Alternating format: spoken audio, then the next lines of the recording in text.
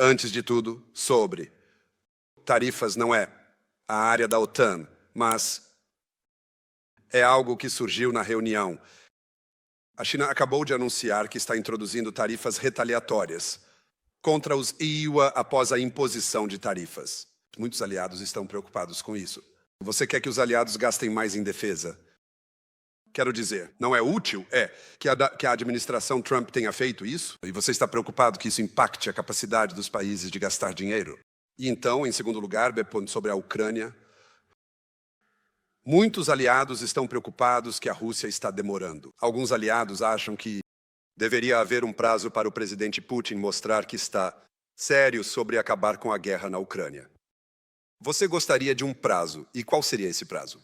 Obrigado. Sim, sobre a primeira pergunta, como você sabe, nós estamos aqui, a OTAN, mas também a reunião que tivemos nos últimos 2 dias está absolutamente focada como um laser em garantir que mantenhamos o território da OTAN seguro, que percebamos que há uma ameaça de longo prazo e duradoura, desagradavelmente duradoura, e essa é a Rússia. E é nisso que nosso foco deve estar, por isso não estou comentando sobre as tarifas. Como você já... Segurança também é econômica. Sim, você está certo. E isso se refere ao artigo 2 do Tratado de Washington. Mas mesmo assim, vimos no passado que haverá discussões entre membros da aliança sobre outras questões, além da defesa, que não impactarão imediatamente a capacidade e a habilidade de aliados para cumprir com a defesa e segurança comuns. Então, eu acho que esses dois são realmente separados e devemos mantê-los separados. E não devemos deixá-los interferir em nossas discussões. E, sobre a segunda pergunta, quero dizer, como eu disse ontem, a administração americana, o presidente Trump, eles quebraram o impasse. Eles iniciaram as discussões. Eu acho que eles fizeram isso passo a passo, de uma maneira muito vigorosa, mas também muito deliberada. E isso significa que, obviamente, agora a bola está no campo russo. Então temos que ver o que acontece. Mas eu não quero interferir nessas conversas fazendo meus comentários de Bruxelas, aos quais eles teriam que reagir. Então veremos como isso vai se desenvolver. Até agora estou impressionado com a forma como os americanos estão conduzindo essas conversas. E também pelo fato de que eles mantêm os europeus e a Ucrânia. A Ucrânia é o país deles, mas também os aliados europeus muito atualizados sobre o que estão fazendo e o que está acontecendo. Tudo bem. Mulher de blazer vermelho. Aqui. Senhor secretário-geral, obrigado por esta oportunidade. Durante esses dias, nós ouvimos de você apoio para uma paz duradoura para a Ucrânia. Mas, na verdade, ainda não entendemos o que esse conceito significa. Na sua opinião, como a OTAN vê a paz para a Ucrânia e quem deve garanti-la e como? Bem, obviamente ainda não há paz na Ucrânia. Esse é exatamente o problema. E os americanos estão tentando conseguir a paz na Ucrânia de uma forma que seja justa, que seja duradoura. E a resposta mais curta para a sua pergunta é que Putin nunca, jamais tentará novamente conquistar 1 quilômetro quadrado ou 1 milha quadrada da Ucrânia no futuro, que ele sabe que há uma dissuasão e uma defesa pela qual a Ucrânia. Quando você olha para a OTAN, e de forma mais geral para os aliados, o que estamos fazendo é fornecer à Ucrânia o que eles precisam para permanecer na luta. E isso é uma enorme quantidade de apoio de defesa para a Ucrânia, equipamentos de defesa, incluindo munição. Temos a iniciativa tcheca sobre munição, temos a iniciativa dinamarquesa e lituana sobre desenvolvimento. Mesmo dentro da Ucrânia, sua própria base industrial de defesa, e eles ainda têm muita capacidade restante, que com o investimento certo pode ser usado e disponibilizado tanto para a Ucrânia quanto para os aliados, talvez até para investir nessa base industrial de defesa no futuro. Então esses são desenvolvimentos muito positivos, então isso é um. Em segundo lugar, é claro, com a Ucrânia, e sabemos que os franceses e os britânicos tomarão uma iniciativa aqui, mas a OTAN, é claro, também está envolvida. Podemos ajudar a fortalecer as forças ucranianas. Temos o comando em Wiesbaden, que está muito envolvido em todas as atividades de treinamento, quando se trata de garantir que o exército ucraniano seja capaz de se defender no futuro. Mas também quando se trata de garantir que todas as entregas da indústria de defesa sejam feitas de forma que possam ser de máximo uso para a Ucrânia. E temos que comprometer os 20 bilhões, agora nos primeiros 3 meses, em euros. Então, tudo isso é o que estamos fazendo para garantir que a Ucrânia possa continuar na luta. Secretário-Geral, preciso insistir novamente na questão do comércio e tarifas que Jonathan levantou. Isso, evidentemente, não é uma disputa comercial menor entre os EPAs e seus aliados. É algo que foi chamado neste mesmo edifício por ministros das relações exteriores participantes de uma guerra comercial completa contra eles por seu mais importante aliado. Você mesmo apontou para o artigo 2 do Tratado de Washington, no qual os aliados se comprometeram a buscar, cito, eliminar conflitos em suas políticas econômicas internacionais. Então, dado tudo isso, você realmente pode dizer, e faz realmente sentido para a OTAN ficar fora disso? Quando há uma ameaça de recessão global, que terá um impacto severo na capacidade dos aliados de se rearmarem? Em primeiro lugar, há claramente uma diferença de mandato no escopo das funções de um ministro das Relações Exteriores e do meu papel. Os ministros das Relações Exteriores, é claro, estão focados em, sim, defesa e foi isso que discutimos aqui nos últimos 2 dias na OTAN. Mas eles também estão, é claro, muito focados nas relações internacionais mais amplas, bilaterais e multilaterais de seus respectivos países. E é por isso que é totalmente aceitável e lógico que eles comentem sobre essas tarifas. Para o meu papel, estou profundamente focado na defesa do território da OTAN. E é por isso que não comento sobre outras coisas que não estejam diretamente relacionadas à defesa da OTAN. Seu Atlântico. E claro, quando se trata do Indo-Pacífico, apontando para o fato de que esses teatros se tornam mais interconectados. Quando se trata do artigo 2, não acho que isso viole o artigo 2. Não, eu não acho. Já vimos no passado muitos exemplos de diferenças, de opinião, de disputas sobre tarifas. Isso já aconteceu antes, sem que isso fosse uma violação do artigo 2. Tudo bem. O homem no centro com gravata azul, segunda fila. Bela gravata. Existem planos futuros para incluir novos membros na OTAN do Oriente Médio, Norte da África, Pacífico. É possível cooperar nisso? O estabelecimento de indústrias militares com os países importantes do Oriente Médio, como Egito e Marrocos. Quando se trata da segunda parte da sua pergunta, a resposta é sim. Nós temos uma cooperação com o que chamamos de Vizinhança do Sul. Nós até temos um representante especial. Eu, como secretário-geral, tenho um representante especial para a Vizinhança do Sul. E trabalhamos em estreita colaboração, por exemplo, com o Egito, mas também com a Mauritânia, Tunísia, Jordânia e outros países. E isso é muito focado em como podemos ajudar a desenvolver o sistema de defesa deles, seu aparato de segurança, etc. Como estão fazendo no Iraque através da missão da OTAN no Iraque, a pedido do Iraque. Isso não significa que vamos expandir a OTAN e pular o N e o A na abreviação, o Atlântico Norte, e transformá-la em uma espécie de organização de tratado geral diluída.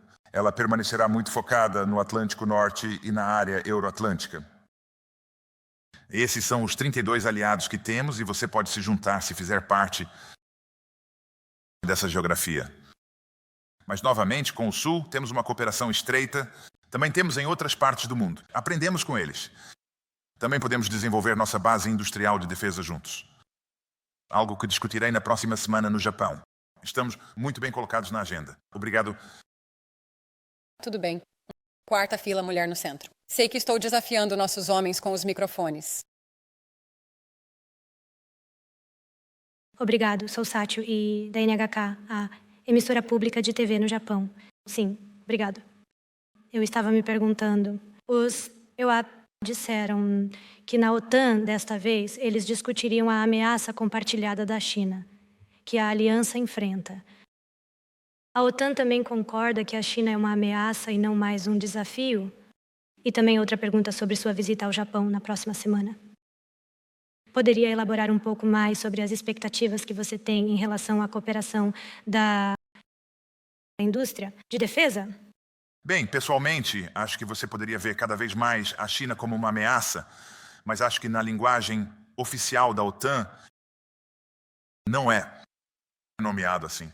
Mas quando você olha para o fortalecimento da base industrial de defesa na China, quando você considera o fato de que eles agora têm mais navios da Marinha navegando do que os EUA, que eles terão 1000 ogivas nucleares até 2030, é absolutamente claro que não podemos ser ingênuos em relação à China. Não podemos ser ingênuos em relação à China. E é por isso que trabalhamos tão intensamente junto com, de fato, Japão e Coreia, mas também Austrália e Nova Zelândia. E a importância agora é que aprofundemos essa cooperação.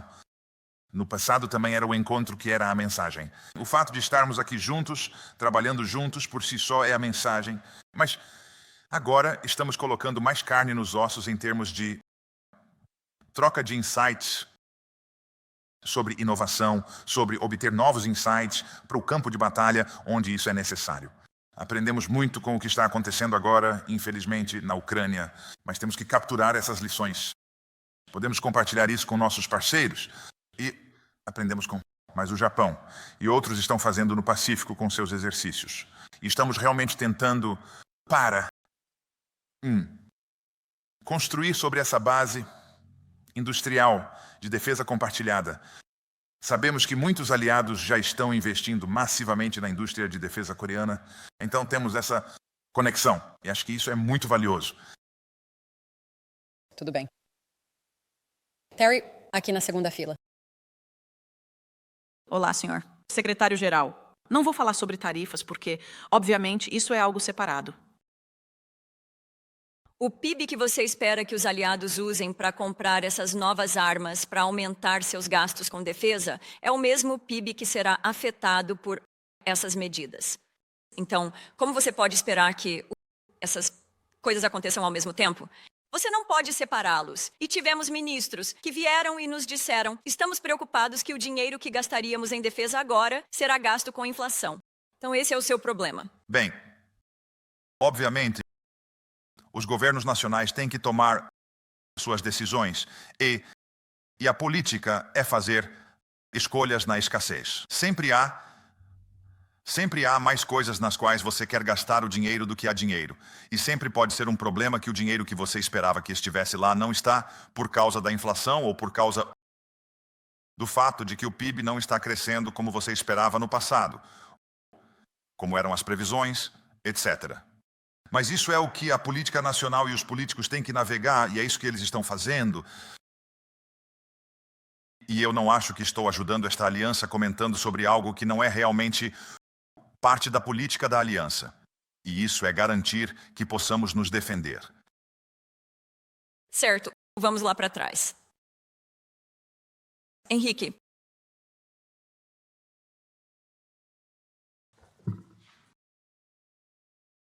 Na verdade, é Josh. Josh Mayer do... Oi. Sem problema. Oi.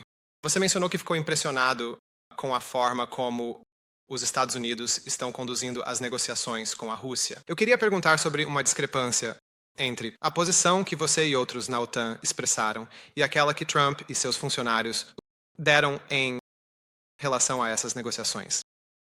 Você e outros oficiais da OTAN têm dito que não veem a Rússia se engajando genuinamente no processo de negociação, não sendo honesta como parceira nessas negociações. Além disso, independentemente do que aconteça na Ucrânia, a Rússia continua sendo uma ameaça significativa, a maior ameaça de segurança a longo prazo para a OTAN e EUA. Trump, seu principal negociador, Witko, fizeram declarações sugerindo exatamente o oposto, que a Rússia, o próprio Putin, estão interessados na paz, engajando-se de forma genuína. Você pode reconhecer essa discrepância entre sua posição e a da administração Trump e o que isso sugere para o futuro da coesão da OTAN? Quando o presidente Trump assumiu, a guerra não estava se desenvolvendo na direção certa. Vimos a linha de frente se movendo de leste para oeste. E queremos que a linha de frente se mova de oeste para leste. Não estava. Os russos estavam muito lentamente contra muitas pessoas morrendo ou ficando gravemente feridas do lado deles. E a propósito também do lado ucraniano, mas eles estavam fazendo progressos muito lentos. E sabemos que muitas pessoas morreram ou estão gravemente feridas por causa desta guerra. Sabemos que algumas cidades foram destruídas. Toda a infraestrutura foi destruída. Então, para o presidente Trump entrar e dizer, eu quero fazer o máximo para trazer esta guerra a um fim justo e duradouro, eu acho louvável. E é isso que estou dizendo, e eles estão trabalhando incansavelmente para fazer isso. Para a OTAN, é claro, para toda a OTAN, a Rússia é a ameaça de longo prazo, mesmo que esta guerra chegue ao fim. Não sejamos ingênuos sobre a Rússia. Ninguém é ingênuo sobre a Rússia, mas quando se trata de acabar com a guerra, é importante que vocês, os americanos, estão tentando isso, trabalhando de perto com os ucranianos, informando e atualizando constantemente os europeus, os franceses e os britânicos, sugerindo próximos passos para um cessar-fogo ou acordo de paz. E eu acho que é exatamente assim que a aliança deve funcionar, trabalhando juntos, tentando realizar as coisas, garantindo e reconhecendo que este não é apenas um conflito europeu, mas com China e Coreia do Norte e Irã envolvidos aqui, apoiando o esforço de guerra da Rússia, seu ataque à Ucrânia. Que é realmente uma questão global. E que no final há, como eu disse antes, uma audiência de assistindo a tudo isso. Este é o primeiro secretário do Partido Comunista da China, Xi Jinping, e ele quer saber no final quem sai por cima. É o Ocidente ou é a Rússia? E se for a Rússia, isso lhe dará ideias sobre o que ele poderia fazer em sua região, porque ele também tem algumas reivindicações territoriais que ele pode querer que sejam consideradas. Certo, vamos ficar nessa parte da sala? Vamos ver. Temos... o cavalheiro que eu não consigo ver atrás das câmeras, mas eu vi sua mão mais cedo. Casaco cinza. Cinza. Sim. Rob Harris, do Sydney Morning Herald. Voltando à China, nós vimos relatórios nas últimas semanas que basicamente a Rússia não conseguiria continuar a guerra contra a Ucrânia sem a ajuda da China. Não ajuda letal, mas você sabe, com bens no campo de batalha. Qual é a sua mensagem para a China em relação à sua cooperação contínua? E em segundo lugar, se eu puder te envolver em um assunto pessoal, as famílias das vítimas do MH17 pressionaram por uma admissão e um pedido de desculpas em relação ao MH17 como parte de qualquer acordo de paz, e eu estava me perguntando se você pode oferecer uma opinião sobre isso. Bem, sobre a primeira pergunta, quando se trata da China, vamos ser totalmente claros sobre isso. Sabemos que eles ajudam e apoiam o esforço de guerra da Rússia através da evasão de sanções, através da entrega de bens de uso dual. Então eles são uma parte integral do esforço de guerra. E agora a Coreia do Norte enviando seus soldados para a Europa para lutar uma guerra aqui. Sabemos que os russos estão retribuindo a eles, não apenas com dinheiro, mas também com tecnologia, que, no final das contas, também representa uma ameaça para os Estados Unidos e para todo o território da OTAN e no Pacífico. O Irã envolvido, muito envolvido e recebendo dinheiro dos russos, com o qual eles podem, então, causar ainda mais problemas no Oriente Médio, como os iranianos adoram fazer diretamente, e através de seus proxies no Líbano então, através de seus proxies em Gaza e no Líbano. Então, isso é realmente uma questão global. Não vamos esquecer disso. E quando se trata do MH17, isso é muito próximo ao meu coração e de muitos no meu país e na Austrália. Porque, como você sabe, a Austrália foi o segundo país mais atingido, com muitas pessoas morrendo no MH17, naquela terrível tragédia, no dia 17 de julho de 2014. 196 do meu país. E isso significa que eu agora não estou no governo nacional, mas esta é claramente uma posição que o governo holandês sempre declarou e não tenho razão para pensar que isso tenha mudado. Tudo bem. Segunda fila de preto. Obrigado. Sabine Siebold, da Reuters. O secretário-geral, você disse que a Rússia ainda é vista como uma ameaça à aliança, mas a OTAN, em seu conceito estratégico de 2022, afirmou que a Rússia é a maior ameaça à segurança da aliança. A OTAN, incluindo os Estados Unidos, ainda está unida por trás dessa avaliação? Absolutamente. E isso foi reconfirmado em Washington em 2024. Tudo bem. Logo atrás. Olena. Helena Abramovich, Rádio Europa Livre, Serviço Ucraniano e Current Time TV. Obrigado pela oportunidade. Secretário-geral, você mencionou muitas vezes nestes dias sobre 20 bilhões em 3 meses, mas algumas dessas promessas são, na verdade, para 3 anos. Você ainda tem certeza de que a Ucrânia receberá, em 2025, o apoio que não é menor do que em 2025? 24, desculpe. E mais uma coisa, ouvimos muito no ano passado, você dizendo que a Ucrânia deveria estar na mesa de negociações, na posição mais forte possível. Não ouvi isso nos últimos dias. Sua posição mudou em relação a isso? Obrigado. Não, deixe-me reconfirmar isso. Eles têm que estar na posição mais forte possível deles. É por isso que o compromisso é tão importante. Sim, o compromisso não significa sempre que todo esse dinheiro é gasto imediatamente. Por exemplo, parte desse dinheiro, considere o fato de que a Noruega, eu acho que é até 1 bilhão de euros foi agora prometido à Ucrânia, e uma grande parte desse dinheiro será usada, pelo que eu entendo. Devemos verificar isso, talvez juntos após o final da coletiva de imprensa. Mas eu acho que uma certa parte desse dinheiro está sendo prometida para investir na base industrial de defesa na Ucrânia. Então isso significa que você não terá apenas imediatamente desse dinheiro a tradução em equipamentos de defesa práticos. Mas isso também é o caso para promessas anteriores.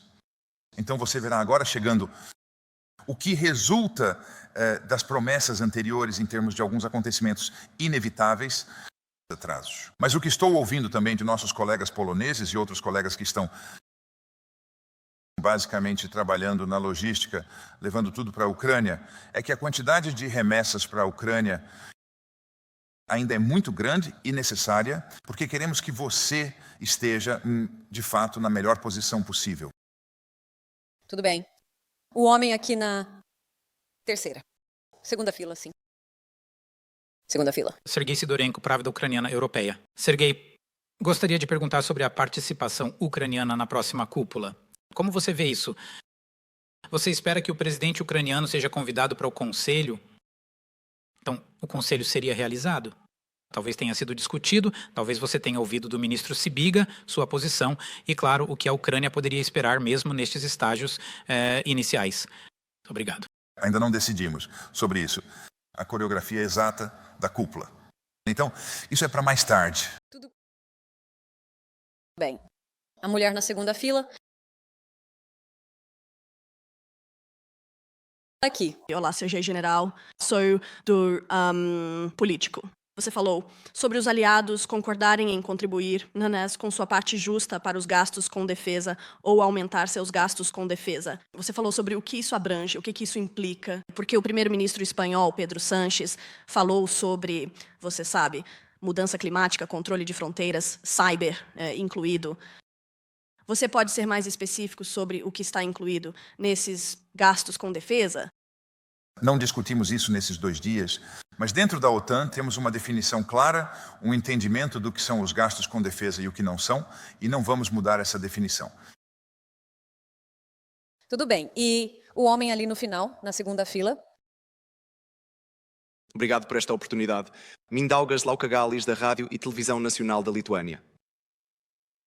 Eu gostaria de perguntar o que você poderia dizer às pessoas no flanco leste, e especialmente na Lituânia, porque tem havido muita preocupação nas últimas semanas e meses sobre o futuro da OTAN, sobre o futuro da ZUA, sobre o futuro na OTAN. Então, o que você poderia dizer a essas pessoas? E também sobre o fato de que há, como você chamou, eu acho, uma OTAN de duas camadas, quando os países do leste investem muito mais do que os países do sul e do oeste. Então, qual é a sua mensagem para o flanco leste? Sim, bem. Novamente, como o secretário Rubio disse ontem, Marco Rubio, na declaração à imprensa, nós fizemos, e talvez eu possa apenas repetir, um compromisso total com a OTAN, também a expectativa de continuar a aumentar os gastos, no Canadá e do lado europeu. Quando você olha para o lado europeu, acho que agora temos o maior aumento nos gastos com defesa.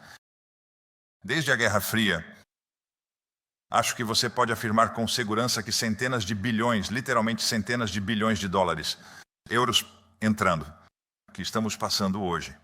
Então, eu realmente sugeriria que todos têm seu próprio direito, e têm todo o direito, é claro, de se preocupar com tudo o que quiserem se preocupar.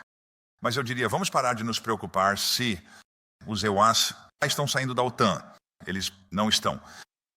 Mas então eu posso dizer isso, Rubio pode dizer isso, Trump pode dizer isso. Mas de alguma forma ainda há pessoas dizendo sim, sim, mas ainda pode ser o caso. Ok, mas então eu fiz a minha parte. E eu diria, vamos, baixar a pressão arterial, nossa defesa coletiva e dissuasão em conjunto com o Canadá e os Epochaira, essas são as questões em que temos que trabalhar. E é exatamente isso que estamos fazendo. E todo esse conceito de uma OTAN de duas camadas, sim. Quando se trata de gastos, é verdade que quando você olha para os 3 países bálticos e a Polônia, você está agora perto de mais de 4%, alguns até perto de 5%, então muita coisa está acontecendo lá. Mas na maioria dos casos, 2 camadas é entendido de uma maneira diferente. E isso é para fazer a distinção entre os membros mais antigos, os aliados mais antigos e os mais novos. E eu odeio essa distinção porque, como eu costumo dizer, que todos estamos no flanco leste. A diferença entre Vilnius e Roma, e Vilnius e Haia, Vilnius, Londres ou Washington. Agora, Washington está um pouco mais longe, mas quando você considera as capitais europeias, são 10 minutos.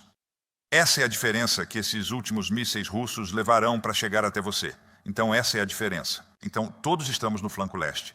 Eu moro no flanco leste em Bruxelas, Haia. Certo, temos algumas perguntas na quarta fila. Começaremos bem no centro. O homem com os óculos. Muitos de vocês têm óculos. Eu voltarei. Obrigado pela palavra. O Andrés Molikov, representante de uma mídia exilada em língua russa, secretário-geral, Houve algumas discussões. Durante as negociações entre a UE e a Rússia sobre a adesão da Ucrânia à OTAN, você pode reafirmar que a aliança ainda apoia a adesão da Ucrânia? Você pode confirmar que isso é irreversível e não está em negociação? É isso. Decidimos em Washington que o caminho da Ucrânia para a OTAN é irreversível. Estamos construindo a ponte.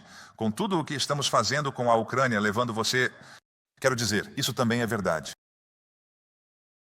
Tudo bem. Mulher de cabelo escuro e jaqueta escura. Obrigada. Ellen Francis, Washington Post. Secretário-geral, você mencionou reivindicações territoriais. Relatamos que a Casa Branca está estudando o custo de controlar a Groenlândia. E o presidente Trump não descartou o uso da força para tomar a Groenlândia.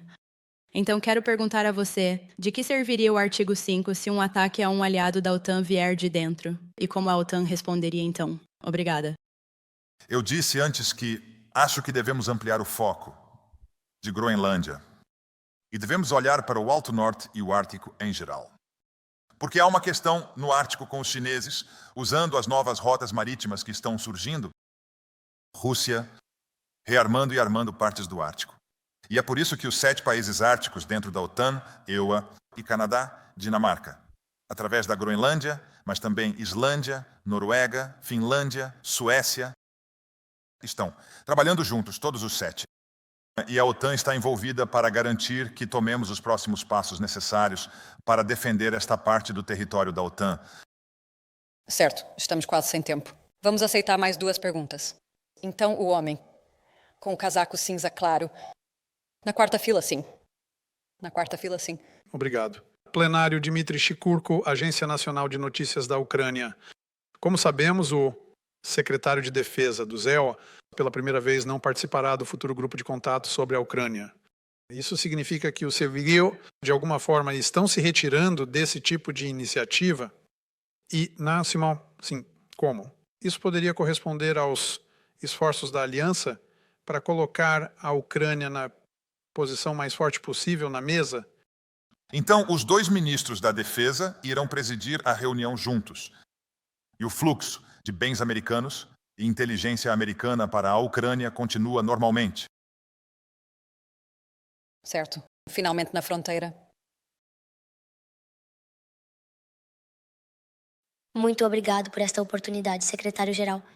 Mark Rutte. Ouvimos muitos adultos, mas qual é a sua mensagem para os jovens nos países da OTAN? Muito obrigado por essa pergunta. E, a propósito, posso dizer isso?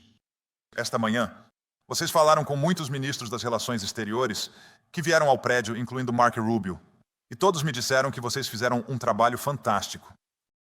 Que vocês foram muito claros e que todos podemos aprender com vocês. Pelo menos eu posso aprender com vocês. Mas isso é sobre o meu relacionamento com os jornalistas. Mas sobre a sua pergunta, o que eu quero para você é crescer nesta parte do mundo sabendo que estamos seguros. E estamos seguros, porque nos preparamos para a guerra. Nos preparamos para o pior. Somos uma aliança defensiva. Não queremos atacar ninguém, mas nos preparamos ao máximo para garantir que ninguém jamais tente nos atacar, porque eles sabem que então nossa reação será devastadora. E é isso que eu quero. E é por isso que temos que gastar mais. Porque nós. E talvez você decida, ou você decidirá quando crescer, se juntar ao exército e ajudar a defender. Acho que você é da Holanda. Sim. Para defender nosso país. E outras crianças podem pensar ou pretender, em 50 anos, defender seu país. E se não, que você viva uma vida segura e que saiba que está bem protegido. Obrigado. Muito obrigado. Tudo bem. Obrigado a todos. Tenham um bom dia.